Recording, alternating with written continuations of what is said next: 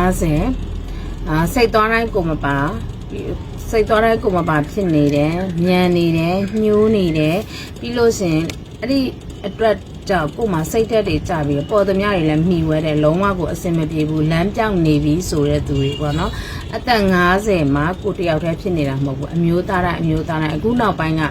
ငငယ်ရွယ်ရွယ်တွေပါဖြစ်တာနော်ဟိုအသက်ကြီးမှမဟုတ်အမျိုးသားတိုင်းဖြစ်တယ်အဲ့တော့လမ်းပြောက်စရာမလိုဘူးစိတ်သက်ကြစရာမလိုဘူးလူတိုင်းကြုံတွေ့ရတာဖြစ်ရှင်းဖို့ကတပွဲတိုးနဲ့လုံးဝမရဘူးနော်တချို့ကလေမသိဘူးဒါကိုသုံးနေတယ်တပွဲတိုးစီကိုသုံးနေတယ်မိသားစုမှာဖုံးဆက်ပြီးတော့မင်းလို့ရှင်လည်းတပွဲတိုးစီမရဘူးလား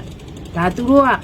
ဒီဟာရဲ့ side effect ကိုသူတို့ကလုံးဝမသိလို့ဒါမျိုးတွေစွဲသုံးနေတဲ့သူတွေရှိတယ်နော်ဒါတွေကိုသွားမလုံးနဲ့ဘာဖြစ်လို့လဲဆိုရင်ကိုကမြန်နေဆိုမြန်တဲ့မြန်မယ်ညှိုးတဲ့ညှိုးမယ်ဟိုပျော့တဲ့ပျော့သွားမယ်ပေါ့နော်သုံးတာများလို့ရှင်ပန်းတိပန်းညိုပြင်းထန်တဲ့အဆင့်အထိရောက်သွားတတ်တယ်တပွဲတိုးစေးဆိုတော့ခန္ဓာကိုယ်မှာရှိသမျှဟာတွေကိုညှစ်ထုတ်ပလိုက်တာ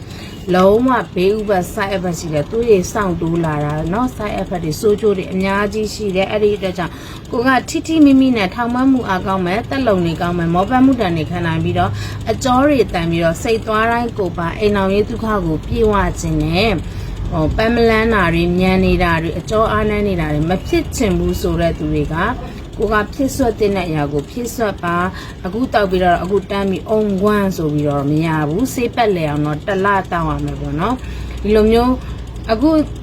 တော်တော်များများအမျိုးသားတွေကလေအခုတောက်ပြီးအခုတန်းပြီးတော့အဲ့လိုမျိုးတပွဲတိုးကိုပဲသူတို့ကစိတ်ဝင်စားတယ်အဲ့ဒီလိုမျိုးတပွဲတိုးကကိုယ့်ရဲ့ခန္ဓာကိုယ်မှာ side effect ဖြစ်သွားမယ်ဘယ်လောက်တော့ဟိုစုပ်ယုပ်သွားမယ်ဆိုတော့သူတို့ကမသိဘူးတခဏလေးကိုပေါ့နော်တခဏလေးကိုသူတို့ကဒီတပွဲတိုးပဲအဲ့ဒီအတွက်ကြောင့်10ရက်ဆိုရင်သိတာတယ်ဆေးပက်လေအောင်တစ်လတောက်ရမယ်ပေါ့နော်